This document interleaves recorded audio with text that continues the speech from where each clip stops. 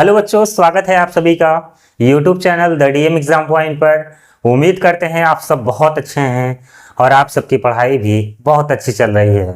बच्चों, आज की क्लास में हम बात करेंगे कि अगर एक तिर्यक रेखा दो समांतर रेखाओं को काटे तो एक ही ओर के अंतःकोण समपूरक होते हैं।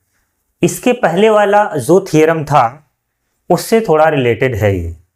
उसमें भी कुछ ऐसा ही बोला गया था, लेकिन उसमें थियरम का जो पर्पस था कुछ दूसरा था। इसमें जो थियरम कहना चाहता है कि अगर दो समांतर रेखा है उसको एक तिर्यक रेखा काटे तो अंतःकोण क्या होते हैं? समपूरक। और इसके पहले वाले में क्या बोला था कि अगर एक तिर्यक रेखा दो समांतर रेखा को काटे तो अंतःकोण आपस में क्या होते हैं? बराबर होते हैं।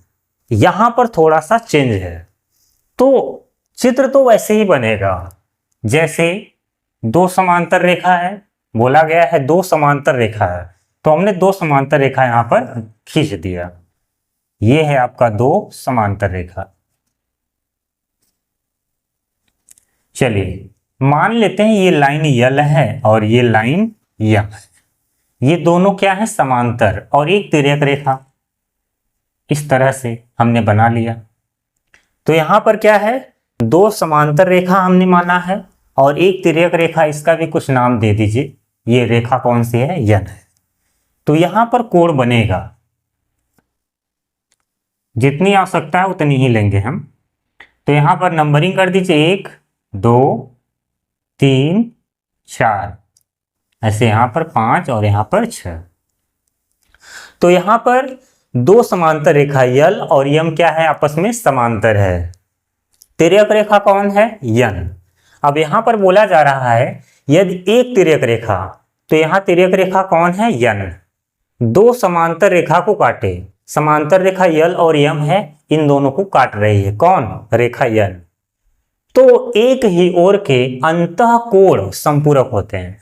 तो अंतःकोण यहां पर 1 और 5 है, तो ये समपूरक हैं। और समपूरक कोण क्या होता है? जब दो कोणों का योगफल 180 अंश हो जाता है तो उन दोनों कोणों को समपूरक कोण कहते हैं। यानी अगर ये दोनों कोण समपूरक हैं तो इसका मतलब इनका योगफल कितना हो जाएगा? 180 अंश हो जाएगा। तो चलिए हम यहां लिखते हैं। पहले लिखेंगे दिया है, दिया है में क्या क्या है आपको पता कि रेखा यल समांतर है यम के, वह तिर्यक रेखा यन है। ठीक, ये मान आपको दिया है। अब यहां पर लिखेंगे सिद्ध करना है। सिद्ध करना है, क्या सिद्ध करना है? कि अंतःकोण क्या है? समपूरक, यानी इनका योगफल कितना आएगा? 180। कोण 1 प्लस कोण 5 बराबर कितना? 180 अंश। वह इधर भी बन रहा है 2 और 6, तो कोण 2 प्लस कोण 6 बराबर कितना? 180 अंश। तो ये आपको सिद्ध करना है। अब यहां लिखेंगे उत्पत्ति। इस थियरम की उत्पत्ति कैसे होगी यहां पर नोट करेंगे। इस थियरम को सिद्ध करने के लिए हमारा पुराना जो थियरम है आपको पता ही होगा, उससे रिलेटेड है। तो यहां पर देखिए, आपको बता दें कि अगर दो समांतर रेखा है और कोई तिर्यक रेखा काटती है तो बहुत से प्रकार के कोण बनते हैं। एक तो हमारा होता है संगत कोण। जैसे यहां पर अगर हम नंबरिंग करके समझाएं, 1 2 3 4 5 6 7 8, तो यहां पर देखिए 1 और 5 संगत कोण है, 2 और 6 संगत कोण है, 4 और 8 संगत कोण है, 3 और 7 संगत कोण है। एकांतर अंतःकोण की बात करें तो 4 और 6 एकांतर अंतःकोण है, 3 और 5 एकांतर अंतःकोण है। ये आपस में बराबर होते हैं। ठीक, 4 6 के बराबर होता है, 3 5 के। ऐसे ही आपका शीर्षाभिमुख कोण होता है। अगर दो रेखाएं एक दूसरे को काटेंगी तो शीर्षाभिमुख कोण यानी आमने सामने के कोण क्या हो जाते हैं? बराबर। तो ऐसे ही आपका यहां पर आपको दिखेगा। चलिए समझने का प्रयास कीजिए। यहां पर देखिए 4 और 2 शीर्षाभिमुख कोण है, 4 और 5 क्या है, संगत कोण है। तो यहीं से हम स्टार्ट करेंगे इसका हल। क्योंकि ये समांतर है, आप लिख सकते हैं क्योंकि यल समांतर यम व तिर्यक रेखा यन है। इसलिए हम कह सकते हैं कि जो 4 है वो 5 के क्या होगा, बराबर। कोण 4 बराबर कोण 5। और ये किस नियम से है आप लिख सकते हैं, स्पष्ट है ये, संगत कोण। ठीक है। ऐसे ही अब बताइए, इसके पहले वाले प्रमेय में हमने क्या बताया था, एकांतर अंतःकोण बराबर होते हैं। 1 और 6 क्या है, बराबर। ठीक। अभी हमने बताया कि 4 और 5 संगत कोण से बराबर है।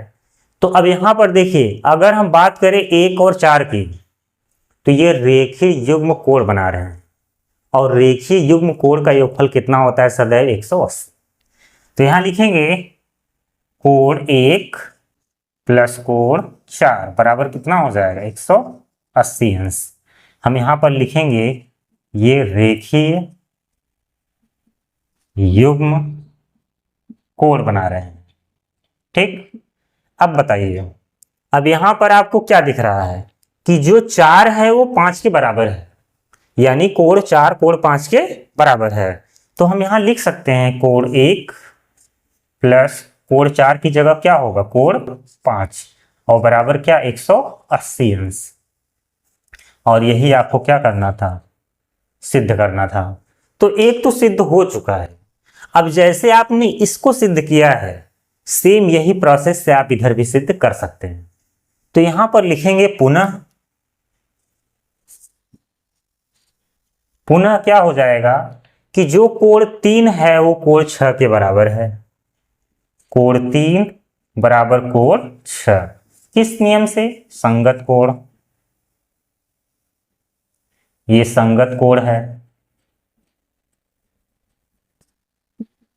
ऐसे ही आपका 3 और 2 रेखीय युग्म कोण बना रहा है। तो यहां लिखेंगे कोण 3 प्लस कोण 2 बराबर 180 अंश। ये क्या है, रेखीय युग्म कोण।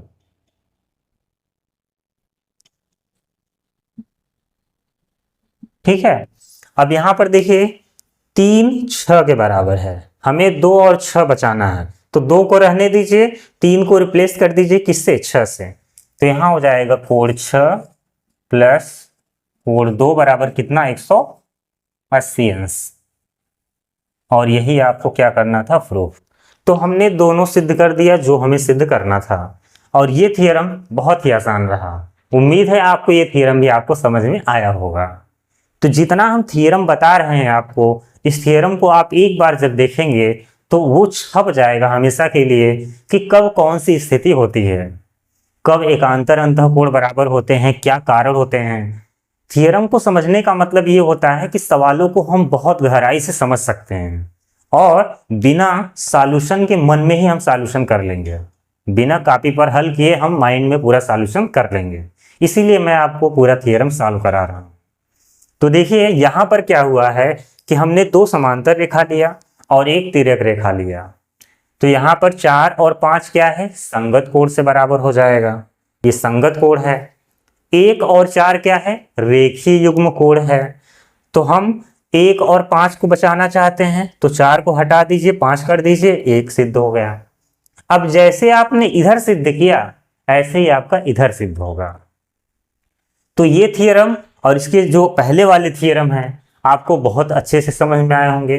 अगर आपको थ्योरम पसंद आ रहा है या वीडियो पसंद आ रहा है तो वीडियो को लाइक ज़रूर करें। मिलते हैं अगली वीडियो में। आज का वीडियो देखने के लिए धन्यवाद।